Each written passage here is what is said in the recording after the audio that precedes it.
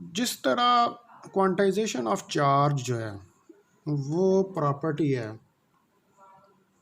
Charges की, इसी तरह कंजर्वेशन ऑफ चार्ज भी चार्जेस की प्रॉपर्टी है। अब सपोज करें कि आपके पास एक ग्लास राड है, आप उस ग्लास राड को रब करते हैं विद सिल्क, तो मेजरमेंट हमें ये शो करती है कि नेगेटिव चार्ज जो है इक्वल मैग्नीट्यूड का वो अपीयर हो जाता है सिल्क के ऊपर। तो ये हमें क्या सजेस्ट करता है कि जो रबिंग है वो चार्ज क्रिएट नहीं कर रही, वो चार्ज ट्रांसफ़र कर रही है एक बॉडी से दूसरी बॉडी की तरफ। तो ये जो हाइपोथेसिस है, ये वाली जो चीज़ है, इसको हम कहते हैं कंजर्वेशन ऑफ चार्ज। और ये पहली दफ़ा बेंजामिन फ्रैंकलिन जो है ये उसने इसको डिस्क्राइब किया था। तो जो सम एग्जांपल्स हैं चार्ज कंजर्वेशन की, वो जैसे रेडियो एक्टिव डिके है, एनिहिलेशन ऑफ मैटर है और पेयर प्रोडक्शन है। ये आप radio active decay, annihilation of matter और पेयर प्रोडक्शन, ये आप सेकंड ईयर में भी इसको पढ़ चुके हैं और ये बुक के अंदर भी दिया हुआ है। मेरा ख्याल है आपको औरंगज़ेब ने जो है वो बुक पहला चैप्टर सेंड कर दिया हुआ है, आप वहाँ से इसको स्टडी कर सकते हैं। अब मैं जो काम शुरू करने जा रहा हूँ वो मैं करने जा रहा हूँ शुरू कूलम्स लॉ को। कूलम्स लॉ, इलेक्ट्रिक फोर्सेस कोई भी दो पॉइंट चार्जेस के दरमियान डायरेक्टली प्रोपोर्शनल होती है product of their magnitudes of charges and inversely proportional to the square of the distance between them. यानी कि अगर मैं इसको लिखूं तो फोर्स Q1 Q2 ये प्रोडक्ट ऑफ चार्जेस हैं। ये मेरे पास दो चार्जेस हैं जो किसी डिस्टेंस r के ऊपर पड़े हुए हैं। ठीक है, ये मेरे पास दो चार्जेस हैं जो किसी डिस्टेंस r के ऊपर पड़े हुए हैं और इनके दरमियान ये इलेक्ट्रिक फोर्स है। ठीक है, और इसकी दूसरा कि FE जो है हमारे पास ये इन्वर्सली प्रोपोर्शनल है 1/r² के। यानी कि कूलम लॉ जो है वो इन्वर्स स्क्वायर लॉ जो है उसको भी सेटिस्फाई करता है। तो अगर मैं ये इक्वेशन 1 और 2 कंबाइन 1 और 2, अगर मैं 1 और 2 को कंबाइन कर दूं तो ये मेरे पास क्या बनेगा, FE directly proportional to Q1 Q2 over r², और इसको मैं लिख सकता हूँ FE is equal to K Q1 Q2 over r²। यहाँ पर K कांस्टेंट है और K की वैल्यू होती है 9 × 10⁹ न्यूटन मीटर स्क्वायर पर कूलम स्क्वायर। ठीक है जी, ये हमारे पास जो है ये K की वैल्यू होती है। अच्छा, अब आप अगर हम इस लॉ को एक्सप्लेन करें तो आप इक्वेशन नंबर 1 देखें कि प्रोडक्ट ऑफ चार्जेस हैं। जितनी आप प्रोडक्ट ऑफ चार्जेस इंक्रीज करेंगे उतनी ज़्यादा फोर्स जो दो चार्जेस के दरमियान में है वो भी इंक्रीज़ करेंगे। और अगर दूसरी इक्वेशन देखें तो वो देखें वो इन्वर्स स्क्वायर लॉ को सेटिस्फाई कर रही है। तो इसका मतलब ये इन्वर्स स्क्वायर लॉ का मतलब ये है कि आप जितना डिस्टेंस इंक्रीज़ करेंगे उतनी फोर्स कम है, जितने दूर दूर चार्जेस पड़े होंगे उतनी ज़्यादा उनके दरमियान फोर्स कम होंगे, लेकिन जितनी ज़्यादा चार्जेस होंगे उनकी जितनी ज़्यादा प्रोडक्ट होगी उनके दरमियान उतनी ज़्यादा फोर्स जो है वो स्ट्रेंथेंड होगी। और इसके अंदर जो मैंने ये K कांस्टेंट लिखा है ये प्रोपोर्शनैलिटी का कांस्टेंट है और इस K की वैल्यू जो है उसको हम राइट डाउन कर सकते हैं 1/4 pi epsilon not. Epsilon not क्या है, परमिटिविटी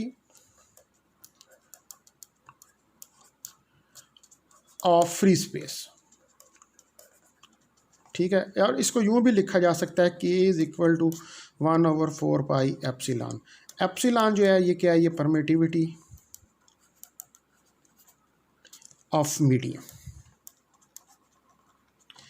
ये परमिटिविटी ऑफ मीडियम है। तो अब यहाँ पर जो है वो परमिटिविटी का क्या मतलब है, परमिटिविटी फील्ड है उस मीडियम का कि जो मीडियम आपके पास इन चार्ज ये चार्जेस जिस मीडियम में पड़े हुए हैं, तो ये मीडियम भी अपना एक फील्ड जनरेट करता है और वो जो चार्जेस का फील्ड होता है उसको जाकर रिड्यूस कर देता है, ठीक है, उन चार्जेस के फील्ड को जाकर वो रिड्यूस कर देता है। इसका कहने का मतलब ये है कि अगर दो चार्जेस हैं और ये चार्जेस Q1 और Q2 किसी मीडियम में पड़े हुए हैं, फ्री स्पेस में नहीं है, तो इन दोनों के दरमियान जो इलेक्ट्रोस्टैटिक फोर्स होगी या जो कोलम्बिक फोर्स होगी वो डिक्रीज हो जाएगी। Coulombic force decreases in the presence of medium. Medium की प्रेजेंस के अंदर कोलम्बिक फोर्स जो है वो डिक्रीज हो जाती है, ठीक है डियर स्टूडेंट्स। तो हमारे पास जो एप्सिलॉन नॉट है उसकी वैल्यू है 8.85 10 की पावर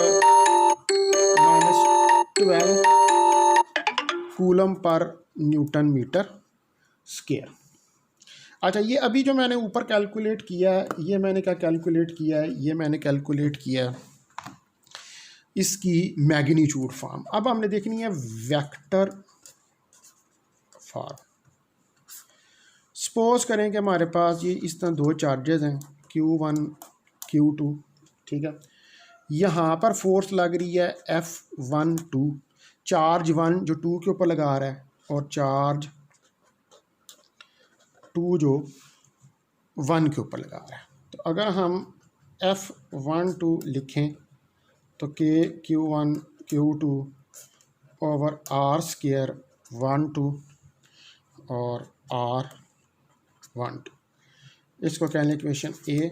और अगर आप लिखें F21 के Q1 Q2 over R square 21 और R21, लेकिन आप देखें कि ये जो यूनिट वेक्टर्स हैं इसके R21 is equal to minus R12, ठीक है, ये इसके बराबर है। R12 जो यानी कि इसमें नेगेटिव का साइन आ रहा है, दोनों फोर्सेस इक्वल इन मैग्नीट्यूड हैं but they are acting in the opposite direction, ठीक है।